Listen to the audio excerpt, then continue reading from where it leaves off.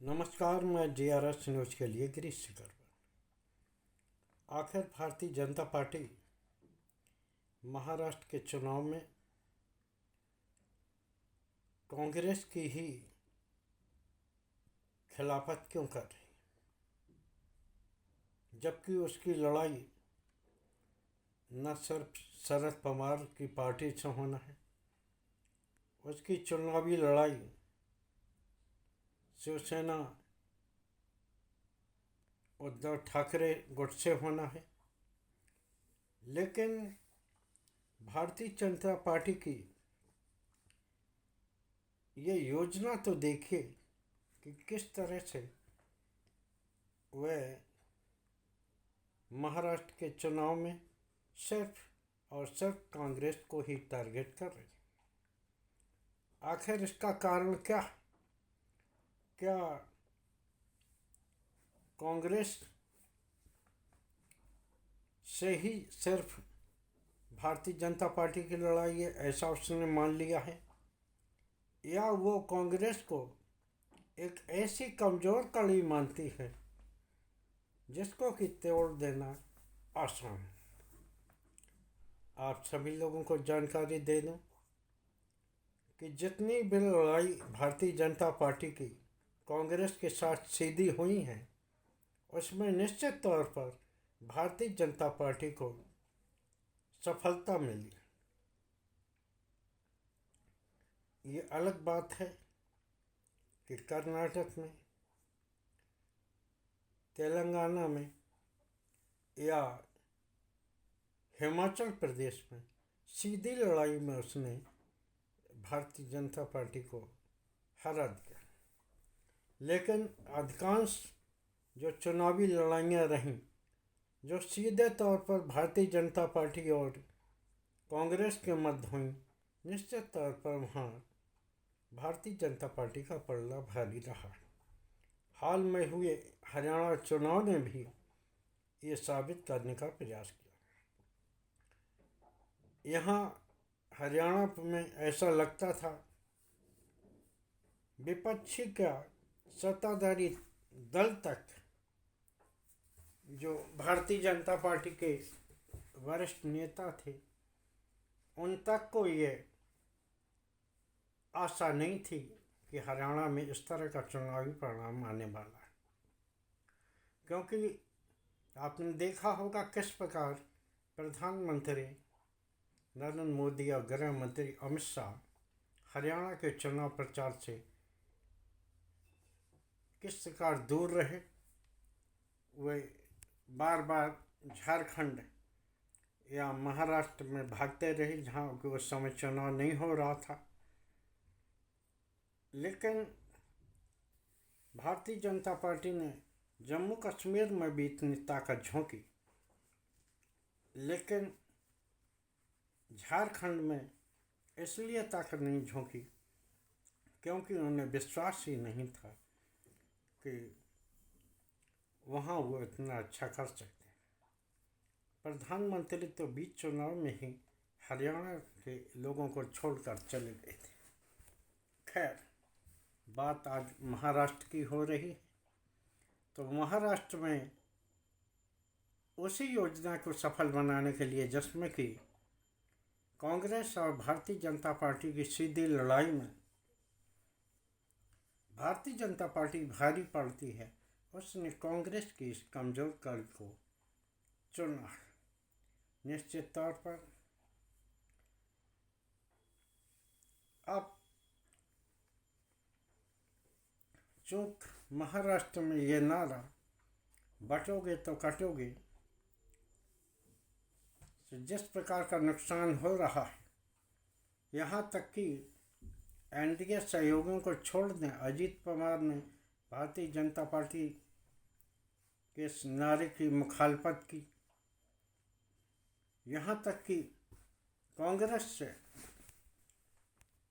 भाजपा में आए और अब उनके राज्यसभा सांसद अशोक चौहान ने भी इस बात की खिलाफत की कि महाराष्ट्र में इस तरह का माहौल नहीं। निश्चित तौर पर भारतीय जनता पार्टी ने अपनों की इस बगावत को गंभीरता से लिया है और उन्होंने अब वो योगी के अलावा कोई भी बटोगे और कटोगे की बात महाराष्ट्र में नहीं करता, बल्कि वहाँ बात होती है एक रहोगे और नेक रहो, एक रहोगे और सेफ रहोगे। और जिस प्रकार से आपने देखा कि अचानक भारतीय जनता पार्टी ने जो पहले गाहे बगाहे उद्धव ठाकरे या शरद पवार की पार्टी जिन्हें कि वो नेचुरल करप्ट पार्टी कहते थे, उन पर अचानक हमला करना बंद कर दिया। आखिर इसका कारण क्या है? ऐसा महसूस होता है कि भारतीय जनता पार्टी दोहरी योजना बना के काम कर रही है। अगर वह सफल होती है तो कोई बात नहीं, लेकिन अगर असफलता उसके हाथ में आती है, क्योंकि अगर महा विकास अघाड़ी में कांग्रेस से कमज़ोर कड़ी है तो वहाँ अजीत पवार और एकनाथ शिंदे जैसी भी कमज़ोर कड़ियाँ हैं, जो कि भारतीय जनता पार्टी को ये विश्वास नहीं है कि केवल एनडीए के सहारे ही महाराष्ट्र में सरकार बनाई जा सकती है। इसलिए उन्होंने अब शरद पवार और उद्धव ठाकरे पर सीधा वार करना बंद कर दिया। उन्हें यह आभास हो गया है जिस प्रकार अजीत पवार ने एक गोपनीय बैठक का खुलासा किया, अडानी की उपस्थिति को उसमें बताया, और जिस प्रकार उम्मीदवारों के चयन आदि को लेकर जिस प्रकार से खटास एनडीए के अंदर पैदा हुई, उसको लेकर भारतीय जनता पार्टी के कान भी खड़े हो गए। उन्हें विश्वास नहीं रहा है कि चुनाव जीतने के बाद एनडीए के ये सहयोगी उसके साथ रहेंगे या नहीं रहेंगे। लिहाजा भारतीय जनता पार्टी दोहरी योजना पर भी काम कर रही। आप सभी लोग जानते हैं शिवसेना बाला साहब ठाकरे कि जो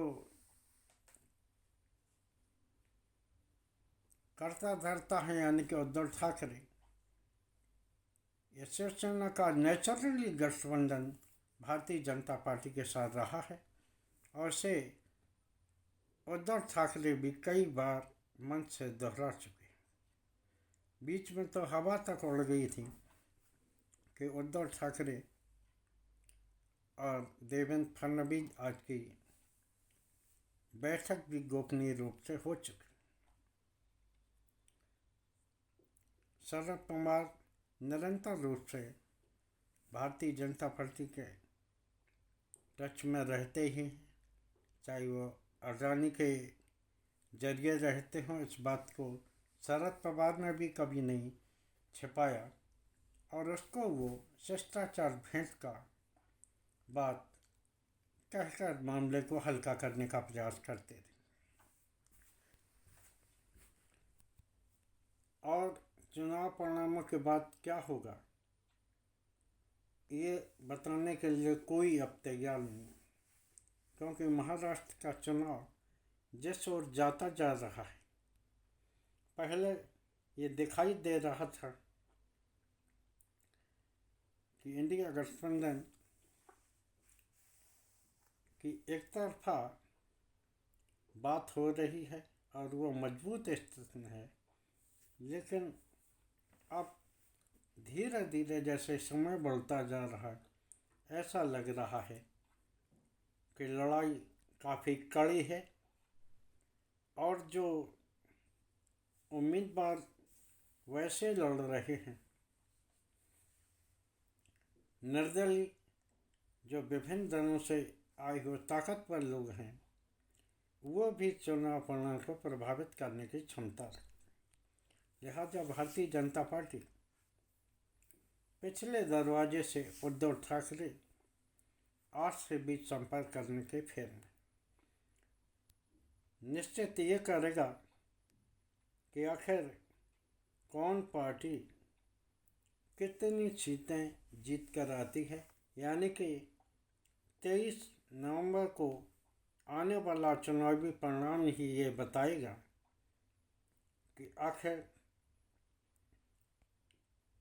कौन दल किसके साथ रहेगा।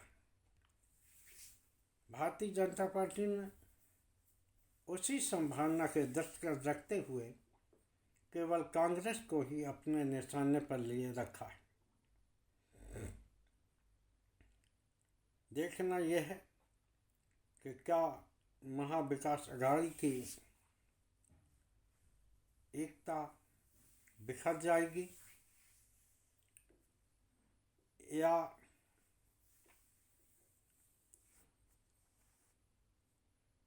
महाविकास अघाड़ी की एकता को तोड़ने के लिए ही इस तरह की बातें मीडिया के जरिए फैलाई जा रही हैं। ये देखना तब जरूरी होगा जब महाराष्ट्र के चुनाव परिणाम आएंगे, क्योंकि कौन दल किसके साथ होगा ये भी तभी तय होगा। लेकिन जिस तरह से भारतीय जनता पार्टी कांग्रेस को अपने निशाने पर ले रही है और उसे इस चुनाव को कांग्रेस बनाम भारतीय जनता पार्टी बनाने की कोशिश कर रही है, वो ये दर्शाता है कि निश्चित तौर पर भारतीय जनता पार्टी के लिए महाराष्ट्र कितना महत्वपूर्ण है और उसकी सत्ता को बनाए रखने के लिए भारतीय जनता पार्टी अपने लोगों को भी एक ओर हटाने में देर नहीं करेगी। आज के ब्लॉग में बस इतना ही। जय हिंद, जय भारत।